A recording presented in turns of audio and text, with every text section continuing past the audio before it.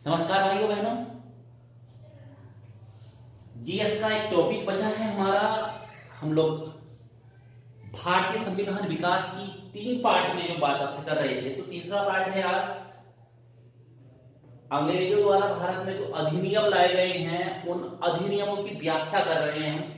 किस प्रकार भारतीय संविधान को प्रेरित किया है इन्होंने बनने में। तो मैं शुरू होता हूं यहां से। आप देखिए हमारे पास भारत परिषद अधिनियम 1909 की बात आती है। भारत परिषद अधिनियम 1909, इसके बारे में चर्चा करना चाहता हूं। जब ये अधिनियम पारित किया गया उस समय भारत के जो वायसराय हैं वो लॉर्ड मिंटो हैं और भारत के जो सचिव हैं वो लॉर्ड मार्ले हैं। तो उन्हीं के नाम पर इसको मार्ले मिंटो सुधार भी कहा गया या मार्ले मिंटो अधिनियम भी कहा गया। तो क्वेश्चन आता है बहुत जोर से कि मार्ले मिंटो अधिनियम किस अधिनियम को कहा जाता है। तो भारत परिषद अधिनियम, ये परिषद द्वारा पारित अंतिम अधिनियम है। अब दोनों अधिनियम इंग्लैंड से बनकर आएंगे और इंग्लैंड का उनमें ज्यादा रोल रहेगा, तो भारत सरकार के नाम से आएंगे अगले दोनों अधिनियम। भारत परिषद का ये अंतिम अधिनियम है। यहां पर इसकी विशेषता देखिए कि इसमें सबसे ज्यादा विशेषता क्या है। इसमें अंग्रेजों ने पूरी कोशिश की है फूट डालो और राज करो की नीति का अधिनियम बनाने की। उन्होंने कहा कि भारतीय एकता को तोड़ देना है किसी भी प्रकार से। अलग अलग समुदाय भारत में इस समय 2 मेजर कम्युनिटी हैं, हिंदू और मुस्लिम। मुसलमानों को हिंदुओं से अलग करने का कार्य यहां से प्रारंभ होता है। हिंदू और मुसलमान में किस तरह के मतभेद उत्पन्न करने हैं वो इस अधिनियम की आंतरिक पर्दे के पीछे की चाल है, जिसको यहां सामने लाने के लिए उन्होंने कि हाँ हम ऐसा करेंगे, उसके लिए उन्होंने यहां बताया। देखो क्या किया है। पहली बार मुस्लिम समुदाय के लिए पृथक निर्वाचन की व्यवस्था कर दी गई। इसमें कोशिश की गई कि जो मुस्लिम समुदाय के लोग हैं उनका निर्वाचन उस क्षेत्र से होगा तो मुस्लिम ही खड़ा होगा बस वहां, अर्थात जिस क्षेत्र में, और उसको मुस्लिम लोग ही वोट डालेंगे, अर्थात हिंदुओं का मुस्लिमों से पृथककरण कर दिया गया, पृथक करने की कोशिश की गई। तो पहली बार ये सांप्रदायिक आधार पर भारत को बांटने की कोशिश की गई है। क्वेश्चन आता है तो भारत परिषद अधिनियम 1909 है, जिसे मार्ले मिंटो सुधार के नाम से हम लोग जानते हैं। आगे आते हैं सर। इसकी तीसरी सबसे बड़ी विशेषता जो बहुत बार क्वेश्चन पूछा गया है, वायसराय की परिषद में, विधान परिषद में तो पहले से हमने बताया कि विधान परिषद में भारतीय सदस्यों को शामिल किया जाने लगा था। अब एक होती थी वायसराय की परिषद। तो वायसराय की परिषद में पहली बार किसी भारतीय को शामिल किया गया है। अभी तक जो वायसराय की 15 से 20 लोगों की परिषद होती थी उसमें किसी भी भारतीय को स्थान नहीं मिला है। पहली बार कोई भारतीय अगर उसमें आया है तो उसका नाम है सत्येंद्र प्रसाद सिन्हा। और ये क्वेश्चन आया है कि पहली बार किस भारतीय को शामिल किया गया है वायसराय की परिषद में, तो सत्येंद्र प्रसाद सिन्हा है। और दूसरा यहाँ जो क्वेश्चन बनता है जो बिल्कुल अंदर से है, ये ज्यादातर लोगों को पता है कि ये किस सदस्य के रूप में शामिल हुए, इनको कौन सा काम दिया गया। तो ये विधि सदस्य थे। नीचे आ रही है सर नंबर 2 पर मैं बात करना चाहूंगा भारत सरकार अधिनियम। अब मैंने आपको बताया है कि भारत परिषद अधिनियम, अब परिषद के द्वारा अधिनियम बनने बंद हो गए हैं और परिषद को खत्म करने की बात आने लगी है, लेकिन इस बार खत्म नहीं हो सकी है परिषद। अगली बार भारत परिषद की समाप्ति होगी। देखिए सर यहां प्रांतों में द्वैध शासन की स्थापना बहुत महत्वपूर्ण है। द्वैध शासन को समझना। द्वैध शासन का मतलब कुछ जो हमारे पास विषय हैं, जैसे हमारे यहाँ पुलिस एक विषय है, हमारे यहाँ बैंक एक विषय है, रेलवे एक विषय है, वित्त एक विषय है, कृषि एक विषय है। तो इसमें अब अधिनियमों को बांट दिया गया। जैसे आज भी हम बटा हुआ देखते हैं, जैसे केंद्र सरकार, हमारे यहाँ भारत की बात आई, केंद्र सरकार पुलिस पर अधिनियम नहीं बना सकती, पुलिस राज्य सरकारों का विषय है। तो ये बंटवारा ही द्वैध शासन कहलाता है, 2 प्रकार का शासन। तो यहां पहली बार प्रांतों में द्वैध शासन लागू किया गया। कुछ अधिकार गवर्नर जनरल और वायसराय को दे दिए गए कि वो इन अधिनियमों को, इन विषयों पर नियम बनाएंगे, और कुछ विधान परिषद को दे दिए गए। तो जो बड़े बड़े मेजर सब्जेक्ट हैं उनको तो रख लिया गया है वायसराय और गवर्नर जनरल के लिए, और जो बिना काम के या उनको लगता है कम महत्वपूर्ण विषय है वो विधान परिषद को दे दिए गए। तो ये द्वैध शासन की स्थापना बहुत बहुत पूछा गया क्वेश्चन है कि भारत में प्रांतों में द्वैध शासन की स्थापना किस अधिनियम के अंतर्गत की गई। तो भारत सरकार अधिनियम 1919 या मॉन्टेग्यू चेम्सफोर्ड सुधार, जैसे यहां पर ये मार्ले मिंटो सुधार है, यहां मॉन्टेग्यू चेम्सफोर्ड सुधार है। पहले वाले जो व्यक्ति का नाम है लॉर्ड मॉन्टेग्यू, ये उस समय भारत के सचिव हैं। भारत सचिव इंग्लैंड में एक पद होता था, मेरी चर्चा आपसे हुई है इस बारे में। और जेम्स फोर्ड ये भारत में वायसराय है इस समय, तो उनके नाम पर भी इनको नाम दोनों को दिया गया है, ये वाला भी और ये वाला भी। केंद्र और प्रांतों में शक्तियों का विभाजन कर दिया गया, बता दिया गया कि कौन से सब्जेक्ट केंद्र के हैं, कौन से सब्जेक्ट प्रांतों के हैं, अलग अलग कर दिया गया।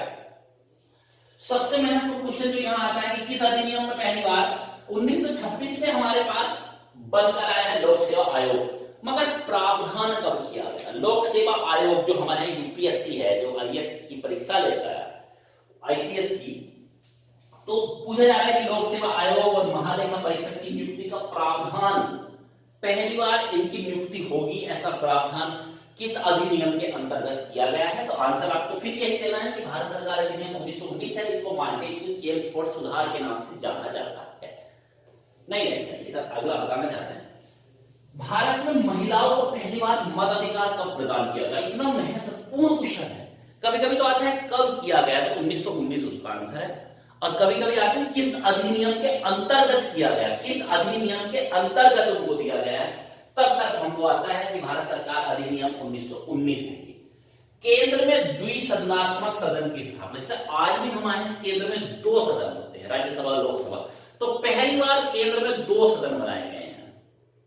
और भारत परिषद समाप्त करने की घोषणा यहां हुई है, लेकिन उसको नहीं कर पाए हैं अभी। आगे आते हैं सर, ये दोनों अधिनियम आपने पढ़ी हैं, बहुत बहुत महत्वपूर्ण क्वेश्चन यहां से बन रहे हैं, जो मैं आपको बार बार कर रहा हूं। अब भारत सरकार के लिए प्रस्तुत सबसे बड़ा और अंतिम अधिनियम, आज से जो है यहां संवैधानिक विकास खत्म होता है, ये संवैधानिक विकास का सबसे लास्ट वाले क्वेश्चन में आप लोग हैं। देखिए भारत सरकार अधिनियम 1935 बहुत महत्वपूर्ण क्यों है? हमारा जो भारतीय संविधान है उसका 60% हिस्सा प्रत्यक्ष और अप्रत्यक्ष रूप से इस अधिनियम से लिया गया। अब देखो सर, आज ये लिया गया है, लेकिन उससे पहली बातें आए जो क्वेश्चन आप नोट कर रहे हैं, जरा सुनते रहिए। भारत के जो बड़े नेता उस समय कांग्रेस के हैं, उनमें महात्मा गांधी का नाम आएगा, पंडित जवाहरलाल नेहरू का नाम आएगा। तो पंडित जवाहरलाल नेहरू ने भारत सरकार अधिनियम 1935 को गुलामी की दास्ता का अधिकार पत्र कहा है। और दूसरी संज्ञा उन्होंने दी है कि यह बिना ब्रेक वाली गाड़ी है,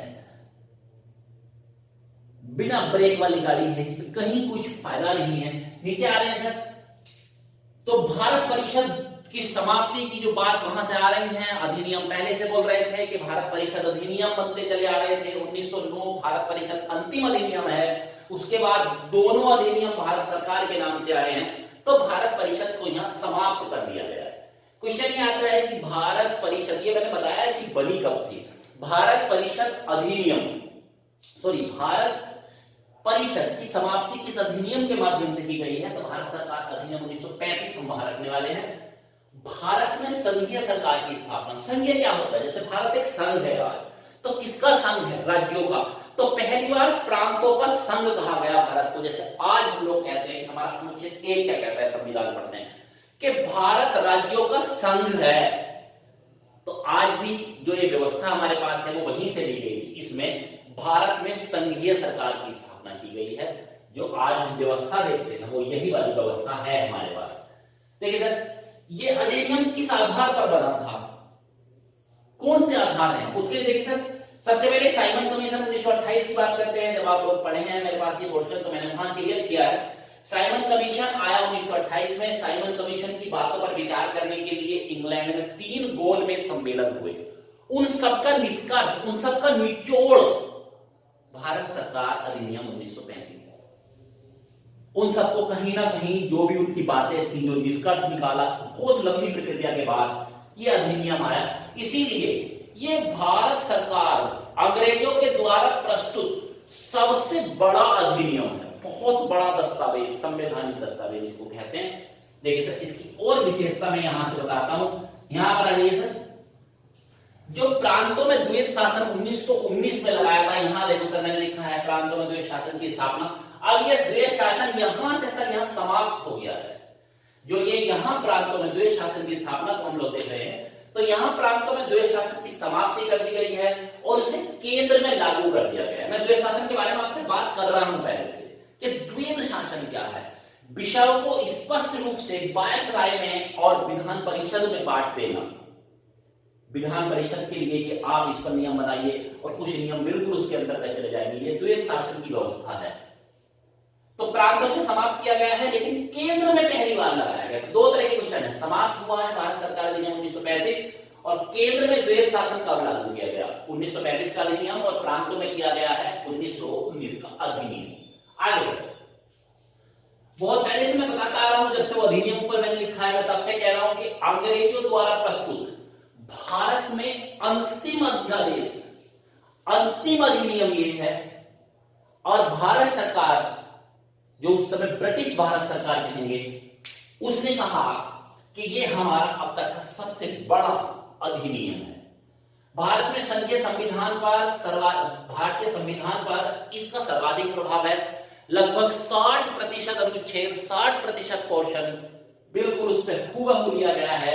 इसके बारे में दो बातें और बहुत ज्यादा कही जाती है, जो मैंने पॉइंट 7 और 8 में यहां रखा है, इसको मैं बताना चाहता हूं। भारत से बर्मा को अलग कर दिया गया 1935 के अधिनियम द्वारा। जो ये बर्मा है पहले भारत का ही भाग था। अंग्रेजों ने देखा ये पर्वतीय क्षेत्र है, हमारे किसी काम का नहीं है, कुछ भी यहाँ ऐसा नहीं है, रखरखाव पर ज्यादा खर्चा आता है, तो इस अधिनियम के द्वारा उसको अलग कर दिया गया। तो बर्मा कभी भारत का हिस्सा था, जिसको आप म्यांमार के नाम से जानते हैं। तो 1935 के बाद ये भारत का हिस्सा नहीं रहा है, तो म्यांमार कभी भारत का ही हिस्सा था और इसको अलग कर दिया गया 1935 में। प्रांतों में चुनाव प्रणाली, निर्वाचन आधार पर प्रांतों में चुनाव हुए हैं पहली बार 1937 में। जो 11 प्रांत हमारे पास यहाँ मिलते हैं, उनमें जो चुनाव की प्रक्रिया है 1937 में, वो तो जब इतिहास आप पढ़ेंगे तो उसमें मॉडल में जरूर जो भी चर्चा, मैं चाहे या किसी और से आप पढ़ें, चर्चा होती है 1937 में प्रांतीय चुनाव किस तरह से संपन्न कराए गए हैं। आज इन 3 अधिनियमों पर बात कर रहे हैं। इतना क्वेश्चन यहाँ बनता है इनसे, द्वैध शासन के बारे में यहाँ से क्वेश्चन बनता है, महिलाओं को पहली बार मताधिकार कब प्रदान किया गया था वो यहाँ, तो ज्यादातर महत्वपूर्ण क्वेश्चन यहाँ पर है।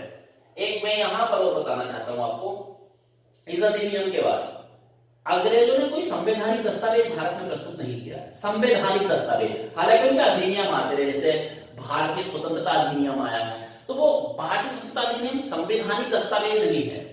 अब बात आती है संविधान पर, क्योंकि हम लोग क्या लिख पा रहे हैं, पहले से आपको कह रहे हैं कि पार्ट 3 है हमारा, भारतीय संविधान के विकास की यात्रा पे हम लोग चल रहे हैं। तो ये तीसरे पार्ट में हम लोग ये बताना चाहते हैं कि ये वो अंतिम अधिनियम है जहां से भारतीय को संविधान लिखने में प्रेरणा प्राप्त हुई है। भारत में कोई संवैधानिक दस्तावेज प्रस्तुत किया है। तो इसके बाद अगर पढ़ाने के लिए मेरे पास कुछ पोर्शन है, तो मैं डायरेक्ट भारतीय संविधान पर आऊंगा। भारतीय संविधान के विकास की यात्रा यहीं पर समाप्त होती है। धन्यवाद, नमस्कार।